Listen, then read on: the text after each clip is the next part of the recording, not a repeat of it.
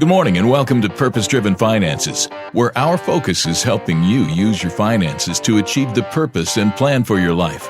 And now here's the host of Purpose Driven Finances, Alan Molina with Serwus Capital Management. Hey, good morning. This is Alan Molina, host of Purpose Driven Finances and President of Serwus Capital Management. How are you doing this glorious weekend? And yes, that's my new catchphrase. That's because it's a great day. Now, sitting here with my co-host, my friend, Rich Roth. How you doing, man? Morning, Alan. Now, Rich, I don't know if you saw it. Was it today is, I'm taping Friday, may have been Thursday when it was raining but snowing. Yeah, crazy. Wasn't that so cool? Crazy. Personally, I thought it was cool because I knew it wasn't going to stick around. It was being a non-event. But personally, I thought it was pretty. It was a little discouraging. Like, I thought we were past all this. And like you knew it wasn't going to stick around. But it's like, man, yesterday it was 80. Today it's snowing. What the heck? Right. And my wife was down in Alta Vista. That's to remind me of, look at my calendar. I'm so bad at calendars. I'm admitting it. You know, if you admit things, you feel better. Yes. At least that's what they tell me. My wife was down in Alta Vista, I think, and there was 3 inches of snow on her car. Really? Right. Wow. She had a long lunch. I guess. Yeah, she had some tomato bisque soup. It's a lot of soup. She said it wasn't as good. They don't probably listen, so it doesn't matter. As good as the restaurant in Bedford. Ah. And that little antique mall, you ever been there? I know antique malls are at the top of your list. You love going to antique malls. I know that. It's just an amazing thing. I was thinking of you last weekend or 2 weekends ago, or at some point, I don't know. We were up in Maryland, and there's this little. It's not quite an antique shop, but apparently, like, there are a whole bunch of people who have little sections of this store where they sell different things, and I'm walking around. There might have been some cool stuff in there, but to me it looked like, we're just going to put our junk here that we don't want anymore and see if someone buys it. That's definitely an option. Like Coke bottles and like old tennis rackets. Yes. And I'm just like, really? Well, realistically, if you talk to a lot of, now some guys may be into this, but most women are like, that old Coke bottle will look so good on my shelf. Or this or that. And it's just amazing. I kind of took a quick walk through and looked at my wife and said, I'll be in the car whenever you're ready to go. Yeah, exactly. Well, I tell you, there's another thing you can do is if there's a place to eat, there's usually a lot of guys watching sports. Yeah. Yeah, not at this place. Right. Sometimes we go through there and I'm like, Pam, this is utterly ridiculous. I'm toast. I'm done. And we either go really quick or I say, listen, I need a timeout. This guy's sucking some wind. But that being said, don't really know why we went down to that vein, but you know what? It's okay. It's my show. We can talk about anything we want to. But today we're going to talk about what's happening in the economy, how it affects your portfolio, most importantly. But then the second half of the show is we're going to talk about Centra Health. And if you're an employee there, some really great things that you can look at and help you achieve the purpose and plan for your life. I don't know if you knew this, Rich, but my mom, she was a nurse. And she went to Dabney S. Lancaster Community College up in Clifton Forge. And back then it was like a 2-year program. But I believe she walked for graduation a few weeks before or after she gave birth to twins. Wow. She really, it was admirable. And we'll get into more healthcare things that, that are really particular to people in healthcare. Now, Rich, it's sometimes the weeks are boring. Sometimes it's exciting. It's a little exciting for me. I almost wanted to send you, say, hey, why don't you ask me about the dynamic asset allocation and QPM. And if you want to ask me about that, we'll touch on that, at least in my outline. But if you want to hijack it, just feel free. No, I mean, go ahead. I mean, these are your they're your own created portfolios, right? That you've created a separate algorithm to specifically manage money. And Right. I mean, this is what your whole business is built on. It is. It really is. And I think I think I have it at the very end about how it's doing, and things such as that are the very bottom of the page. Well, how's it doing? It's doing great. The QPM is doing fabulous. Care to expand on that a little bit? Yeah, the markets look very sick, Rich. I'm gonna let you know. We're not talking. They just got cluster bombed by Iran. That bad? They're not that bad, but they're not looking healthy. As an example, on Thursday the markets were down, and I don't care about oversold or overbought. Because a lot of times if you're a value investor, if something is overbought and it's a great market, all it's going to happen is it's going to get more expensive. So there's issues with value investing. But what's happening is the stock market, it's sick, and the bond market is sick. There's been days when every bond asset class, except for very, very small maturity dates, were negative for that day. A lot of commodities outside of oil and things you eat are down, which you normally wouldn't find in a war. International, there aren't very many places international that are doing well. Europe is, it's getting beat. There's a few countries that look to be a quad 1, quad 2 for the next couple of quarters. But there's a lot of issues. In America, what we're doing is the second quarter of this year is going to be a quad 3. And then the third quarter is going to be a quad 3. And I was expecting on Friday a big bounce to last. But it died. It died like trying to do a fire in the middle of the winter. It was bad. Or a rainstorm. It moved up probably by 0.5%, and it died. And the reason being is the market is sick. The QPM, I was analyzing it for clients because a lot of people are like, hey, Alan, what's going on? Last time I checked, I think the QPM was up about 6-7% for the year, whereas the S&P 500 is down about 2%. Dynamic asset allocation, the problem is talking about there is it depends on your your risk. Because if you're the way at Source Capital Management, we manage risk, the traditional 60-40, 50-50 portfolio, stocks to bonds, is we have two portfolios. We have a portfolio for good environments. Things are going up, earnings are going up, there's nothing politically negative going on. Then we have those portfolios for a down market. And what it does is it enables us to automatically not call our clients, but say, hey, we did an investment policy statement. We analyzed and determined your risk. And then we asked you, we said, hey, would you like us to reduce your risk if the market's going down? And guess what every client says, Rich? Yes. Yes. It sounds like a trick question. That's what I was worried about. I'm like, right. This is a no-brainer, right, Alan? Right. You said it sounds like a trick question. Market's going down. Yes, please protect it. Right. Because if you're just a straight 60% stock, 40% bond, and that's what your investment policy statement has said, or your risk questionnaire, whatever the firm has, guess what you are if the market goes up or down? 60-40, 50-50, whatever exactly. It is. Yeah. And so what we do is I've made it to where we actually change it. We communicate it before they actually become a client or as they become a client. That way, what ends up happening is we can. So say you said you have two portfolios in the dynamic asset allocation, a 60-40 and a 50-50. Is that right? No. We have everything from a 90-10. Okay. All the way down to a 10-90. Okay. So you've got them all the way around. But let's take the, the most basic 60-40. Right.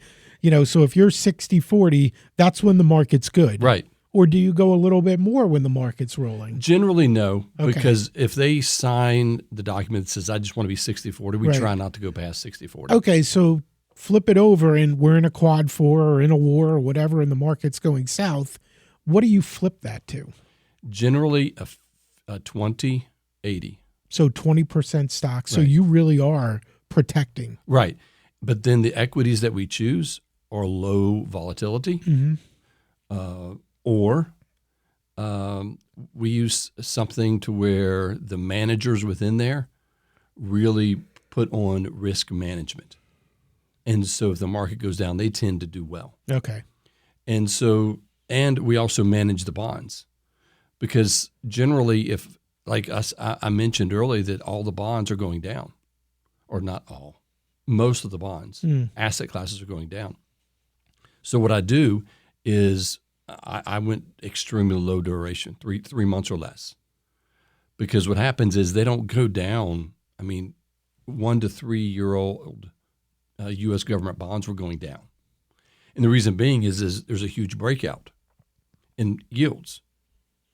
The next question is, why is there a huge breakout in yields? Because if the stock market's going down, you would anticipate that people would run to safety in U.S. government or international government bonds. The reason they're not is because of inflation. Because what's expected is inflation, it just came out, and it went up just barely. And that's what we expected. But the inflation from March probably is going to jump anywhere from 40 to 50 basis points up. Then what's going to happen in the inflation for April, it's going to probably jump up 20 or 30 basis points from March to April, depending on where oil goes, because that's the largest contributor to inflation. Mm-hmm. And so what's happening is gas is going up, food prices, shipping, airlines, restaurants are going to probably have to increase prices. And will it ever come back? Probably. What I mean by that is, will they ever really lower their prices? I dare to say not. And so realistically, what's interesting is people would think that it's the war in Iran and oil that's number one affecting the markets. I don't believe so. I think it's AI. Really? The reason being is we've talked about the Mag 7. Mm-hmm. Their earnings have gone from 30+% growth to below 15%. And it's almost a self-induced reduction in earnings because they're spending so many billions on building AI centers out. And once they build it, my question is, will it ever be done? I don't know. But eventually they're going to hit that diminishing return. What do you mean, will it be done? Because AI is continuously improving and growing. And will their ability, when will there be when will Google say, you know what, we have the infrastructure, we're done? Because as they continuously train and grow and improve the models, they need to add infrastructure. And so I'm just curious. I haven't really researched it, and I haven't heard a lot of people talking about it, but it's going to be interesting to see when that is done. But Mag 7 earnings have gone below 15%, and so what's happening is the markets are saying, if you're not really growing, are you worthy of your price multiple? But then what's happening is software companies they're down 30 and 40 and 50%. And the reason being is, do they have a viable company anymore? Realistically, that's what they're saying. Because I've heard all sorts of, I don't know if it's legitimate or if it's just crap, on research that's happening on the internet, et cetera, or that's being promoted on X in research papers, is what ends up happening is these software companies, that's going to hit finance. And we've talked about that. Are these companies really have the ability to use AI, or are they going to be caught behind?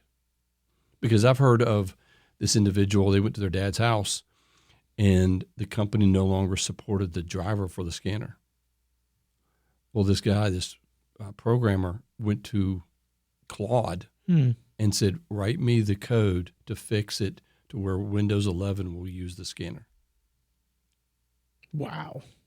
Fixed it, I think, in 30, 45 minutes. So if that's happening, then when Microsoft says, hey, we're not going to support it,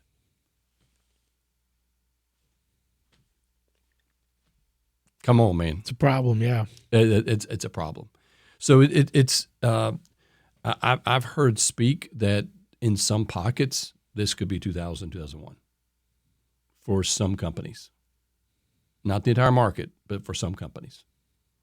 And it's going to be very, very interesting. Wow. But folks, we didn't talk about anything on my note. Well, we did a little bit. We're going to do a 30-second break. Give me a call at 434-316-0246. I know you're interested in getting your portfolio looked at. Call me. I look forward to hearing from you.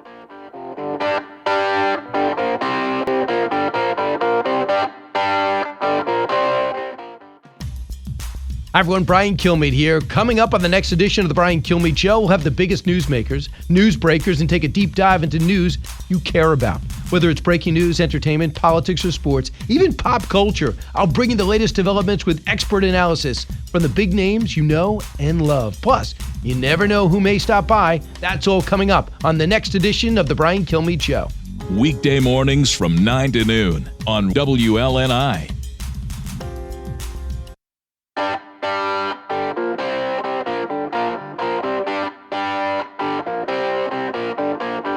And now, back to Purpose-Driven Finances. Here's Alan Molina with Serwus Capital Management. Hey, good morning again. Alan Molina, your host, Purpose-Driven Finances, president of Serwus Capital Management. Seriously, folks, you need to have your portfolios looked at. And I don't charge anything. I want to help you achieve the purpose and plan for your life. And give me a call at 434-316-0246. Help you achieve the purpose and plan for your life, but also pass the pillow test. Make sure your portfolio is diversified, is not concentrated, but also maybe we need to bring that old train coming down the tracks ad. Maybe bring that back out. I don't know. Is the train coming? Slow. It is coming, though. It's slow. Yes. I mean, the markets are they're just sick. So, and you said just earlier that you think it's AI driven, not necessarily the war. Right. And you're looking at a quad 3, which is not the worst, but it's not great. Right. For the second and third quarter. Yep. Mm-hmm. Yep. So you don't see great things on the horizon. Nope. For the economy and the markets as well. Exactly. So it's going to be interesting. So folks, let's talk about Centra. Now, I want to remind you, I am not talking about Centra Health or the hospital or any of the providers in any negative light. I'm not talking about that. I'm not talking about the quality of the plan. I'm just trying to give you education and instruction of things that you can do to actually help you maximize your retirement and actually get to retirement. And in 2026, Centra changed their match from 5% last year to 3%. I don't know if you're grandfathered in or anything like that. I didn't call HR, not like they would probably tell me. But the number one thing you need to do is if you've done a financial plan in 2025 and you're getting the 3% match instead of 5% match, what you need to do is you probably need to up your contribution by at least 2%, but also you need to run a new financial plan. And the reason being is if you work at Centra for the next 20 years and they keep it at 3%, what's going to end up happening is that's 2% a year of what's contributed is going to be it's going to dramatically affect your total retirement plan. How easy is it for companies to change the percentage that they're contributing? Very easy. It is. Yes. And how often does it happen? It depends on how proactive the company is. Mm-hmm. Like some companies, they stay where they are for the foreseeable future. Mm-hmm. Some of them are very proactive and change it yearly. I've never seen a company change it in the middle of the year. If they do change it in the middle of the year, negative, they either have a new CFO or they have something's going on. There's a narrative. Yeah, you're saying that last year was 5%, now it's 3%. That's a pretty significant difference. It is. It is. It could be because they increased other areas of not retirement, but other areas of benefits. Mm-hmm. It could have been they just wanted to maximize what I don't know. I'm not saying it's positive or negative, but 3%. I mean, it's not bad. 5% is much better, but 3% is what it is, and go from there. One thing I wanted to mention is some contribution limits. And one thing that I found out that's available, and this applies to LCS, and it applies to Liberty University. Employee contributions have gone up. Age 50 have gone up, and it's $24,500. If you're over 50, it's $8,000. Maximum contributions is $32,500 for a 403B if you're 50 and above. Also, in the SAVE Act, they allowed something called a super catch-up provision, that if you're 60 to 63, you can contribute an additional $11,250. Wow. That's pretty good. Now, the other item is realistically, if you're a nurse making 70, 80,000, you're probably not going to do this unless you have a spouse. Sugar daddy. Or sugar mama. There are those options. Oh man. That being said, those individuals who are doctors or they've been a nurse for an extended period of time, 15, 20, 30 years, or they're over a department or an administrator who makes a really nice income here in Lynchburg, you can probably hit the $32,500 plus the $11,250. Also, there's something called a nonprofit catch-up. This applies to not Heinz, but a catch-up. That's a bad dad joke. Yeah. It's a 15-year service catch-up. Basically, you can contribute an additional $3,000 a year. Then there's some issues with Roth, which we don't. We have 7 minutes. We don't have time to get into it. My suggestion is on the Roth option. A lot of doctors, what happens is at the beginning of their career, they're making less money.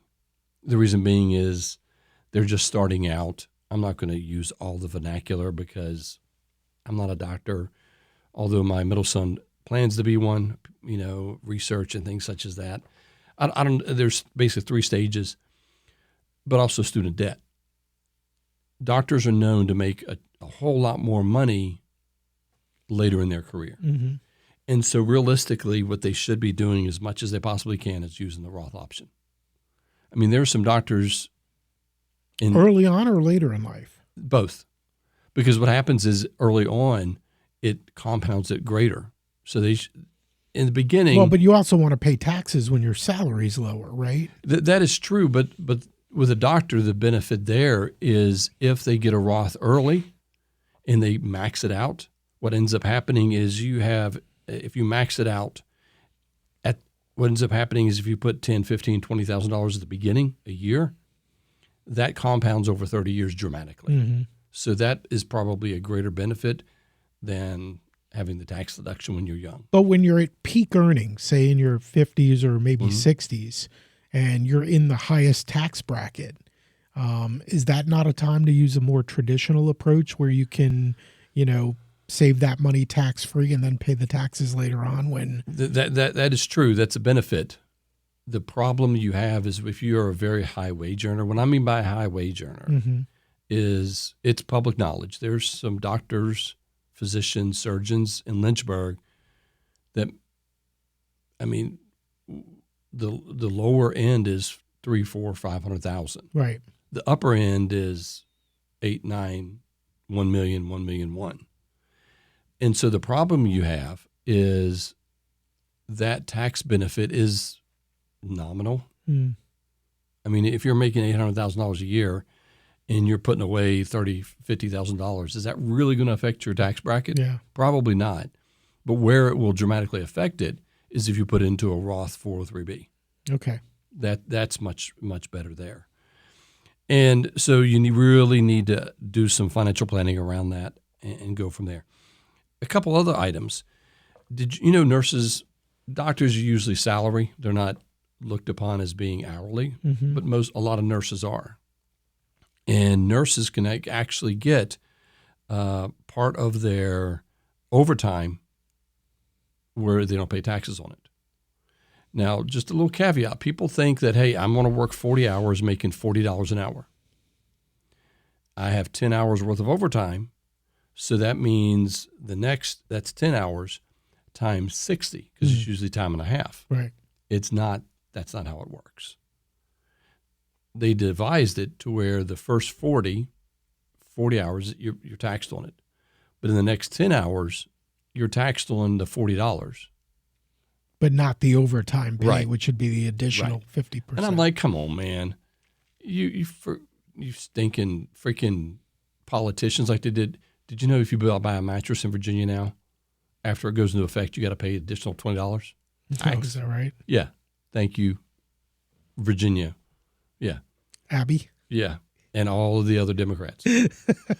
Thank you. I appreciate that. Thanks for making life more affordable. I'm going to go us to all. West Virginia and buy my mattress just out of spite. I'm going to spend $40 in gas. Yeah, come on now. And so in 2025, companies were not required to keep track of the overtime. So you may have to do Schedule 1 of Form 1040. Now, here's what, as I thought, a lot of this was very good because I was thinking about my mom and how hard she worked. Did you know that career mobility for people in the healthcare industry is very high? What I mean by that is they move around a considerable amount of time. Have you ever heard of travel nursing? Yeah, I have. If I was a nurse, I would be doing that. It's a great gig. It is a great gig. You get to see all different parts of the country. You know, you get paid very well. Very well. Right? They put you up too? A lot of places, yeah. I mean, that's phenomenal. Yeah. But career mobility, often nurses move between hospital systems. Physicians move between practices. They get bought out, whatever it may be. But also administrators move between healthcare organizations. So, folks, if you're working right now at Centra and you have an old 403B, 401k, whatever it is, SEP simple, call me. I want to help you because it needs to be properly managed. In the last minute or two, Alan, I mean, Yeah. what are some key questions that Centra employees should be asking? I think that's great, man. First question is, what's my phone number? And it's 434-316-0246 or servuscm.com. First question is, am I contributing at least 3% to receive the full employer match? If you're a new employer, it's automatic, from what I understand. But you need to make sure that you're getting as much as you possibly can. Second question is, am I using the Roth option or only pre-tax? You need to look at that and make sure you're optimizing it for your future retirement. Number 3, what investments am I actually in? I am willing to send you a quarterly guide of what's happening for your retirement every quarter. Just go to my website and go to the retirement section under financial planning and sign up. No cost, and I'm not going to bug you. Number 4 is, am I simply in the default target date fund? Is that bad? No. But here's the problem with medical people is because of burnout and the stress of the job, a lot of times they retire earlier. And so if you're in a target date fund, it may not match your retirement age. So you need to really monitor that. Also, what are the fees on my investments? If you're a doctor that has a retirement plan, I have analyzed some of them in the area, and you can probably do better. Centra has some great investments. Make sure you're in the right ones for you. And then finally, are your beneficiaries up to date? Are the people you want to get your money once you die, are they going to get it? Give me a call, 434-316-0246, or my website, servuscm.com. Expect to hear from me this week. Thank you. Returns for illustrative purpose. This is not a suggestion to buy, sell, or use a platform. Only will a suggestion occur after a meeting to determine goals, risk tolerance, and time horizons. Investments involve risks and no guarantee of future results.